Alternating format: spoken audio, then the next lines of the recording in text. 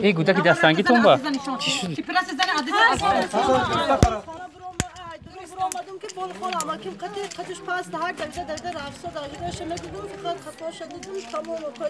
چه خاله بود وقت؟ یا نبود پاس باشه یا نبود بالا سیای فشن داره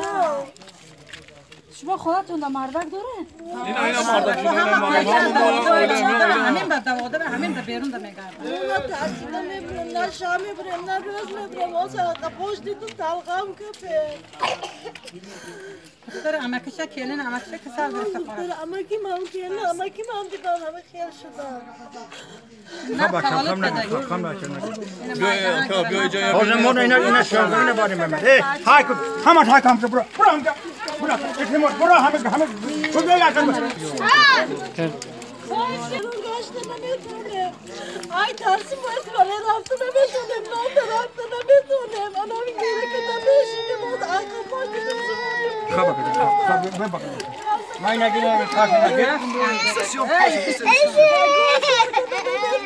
خدا من خیلی که نمیشینه گوشنا و تشنا نمیخواد شیشه نمیخواد ده 15 کسی عجیه میشینه این دختر ما میشه دختر که ما میشه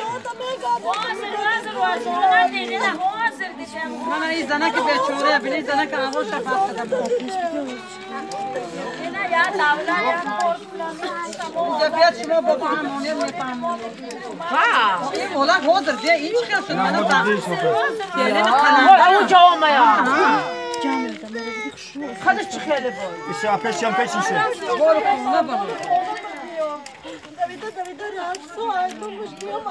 خودش چقدر اما مغول و هیچ شما چی فکر میکنید؟ ما فکر میکنیم که جاندار و جاندار جین ما فکر ما این یکان حیوانات و آدم